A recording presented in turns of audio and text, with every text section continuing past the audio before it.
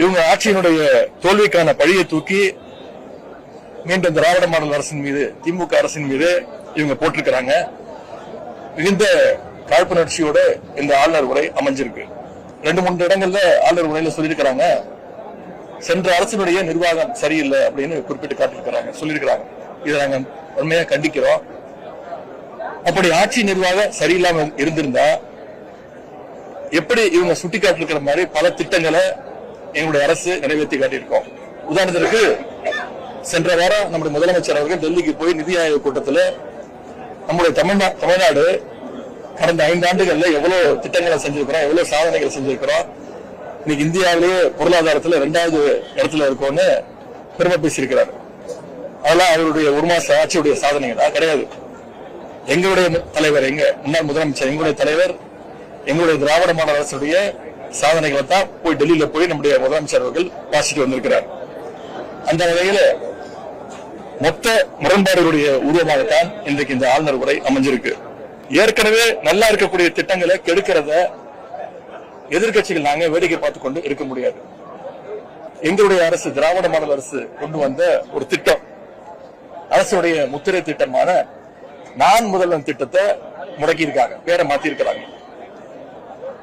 அது எங்களுடைய தலைவர் பேர் இருக்கக்கூடிய திட்டமும் கிடையாது, டாக்டர் கலைஞருடைய பேர் இருக்கக்கூடிய ஒரு திட்டமும் கிடையாது. ஒரு நல்ல திட்டம்.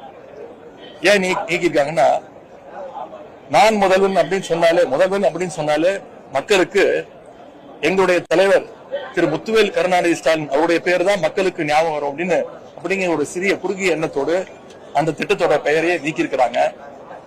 அந்த திட்டத்துடைய அச்சீவ்மெண்ட்ஸ், அந்த வீடியோஸ் எல்லாம் சோசியல் மீடியால இருந்து, அக்கௌண்ட்ல இருந்து நீக்கியிருக்காங்க.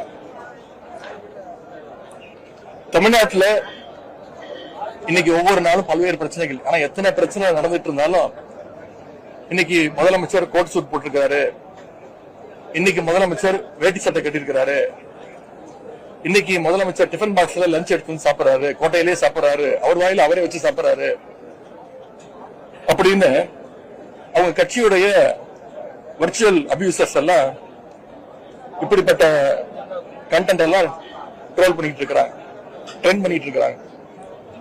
ஆனா உண்மையான பிரச்சனைகளை பத்தி என்னைக்கு நம்முடைய முதலமைச்சர் வாயை திறப்பார் அப்படின்னு சொல்றதுக்காகத்தான் இன்னைக்கு நாங்க எதிர்கட்சியை சேர்ந்த திராவிட முன்னேற்ற கழகத்துடைய சட்டமன்ற உறுப்பினர்கள் தயவு செஞ்சு வாயை தரங்க சிஎம் சார், பதில் சொல்லுங்க சிஎம் சார் அப்படிங்கிறதுக்காகத்தான் இன்னைக்கு இந்த பேட்சை அணிந்து கொண்டு வந்திருக்கிறோம். எங்களுடைய எதிர்ப்பை, எங்களுடைய எண்ணங்களை தெரிவிச்சிருக்கிறோம்.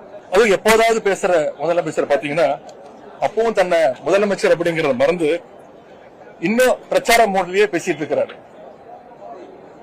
சிஎம் தான் அப்படி இருக்காருன்னு பாத்தீங்கன்னா அவங்களுடைய ஒவ்வொரு அமைச்சரும், ஒவ்வொரு சட்டமன்ற உறுப்பினர்களும் முழுக்க முழுக்க ரீல்ஸ் வெறியிலேயே சுத்திக்கிட்டு இருக்கிறாங்க. எல்லாமே அவங்களுக்கு கண்டென்ட், எல்லாமே ரீல்ஸ் தான். இதையெல்லாம் முதலமைச்சர் கவலைப்படுற மாதிரி துளியும் தெரியல. அவருடைய ஒரே சிந்தனை இந்த ஆட்சியை எப்படி காப்பாத்திக்க போறோம் அப்படிங்கிற அந்த கவலையில தான் அவர் இருக்கிறாரு. மாற்றம் மாற்றம் அப்படின்னு சொல்லிட்டு இன்னைக்கு இந்த ஆட்சிக்கு வந்தாங்க.